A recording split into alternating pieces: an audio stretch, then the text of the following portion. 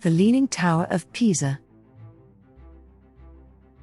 The Leaning Tower of Pisa, also known as the Tower of Pisa or Torre Pendente di Pisa in Italian, is one of the world's most famous buildings due to its leaning stance, which leaves it forever appearing to be toppling over. The Leaning Tower of Pisa is one of the most remarkable monuments from the Middle Ages and is an example of Romanesque architecture. The most remarkable feature of the Leaning Tower of Pisa is its famous tilt.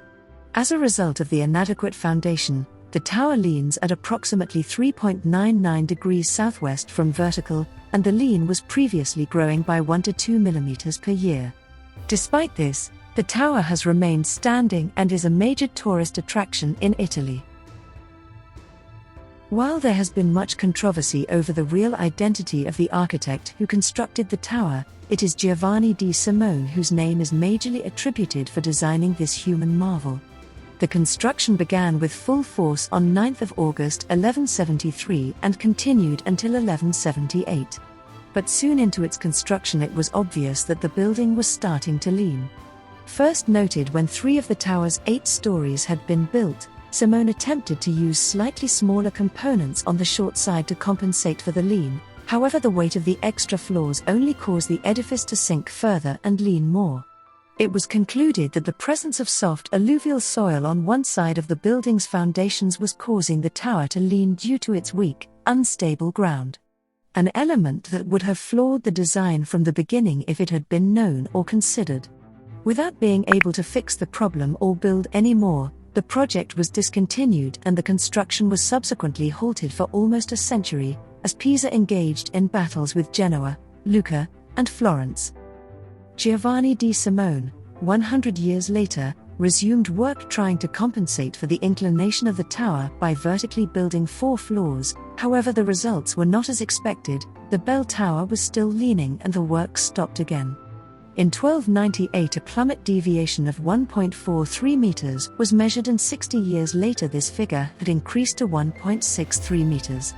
Tommaso Pisano continued the construction of the bell tower, whose works concluded in 1372. According to Vasari, Nicola Pisano and his son Giovanni deserve credit for this work. The inclination of the tower slowed down during the following centuries. It is believed that its weight was an important factor allowing a certain stabilization of the building. The architect Alessandro Gardesca made the first restoration in 1835, eliminating the muddy soil and replacing it with a marble base.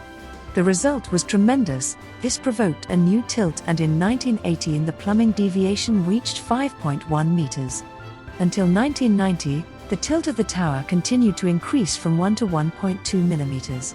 Annually, the tower has survived centuries of well-meaning but misguided attempts to right it, including various engineers who added levels and arches of all different heights and one overzealous group who dug around the tower to open an underground tour. But someone finally got it right in the 21st century, and as of 2001, the tower was officially declared stable for at least the next 200 years. In 2008, engineers found that the tower is officially no longer moving, the first time in its history that it hasn't been slowly listing to one side. 200 years from now, let's just hope we have the technology to save the tower for another 200.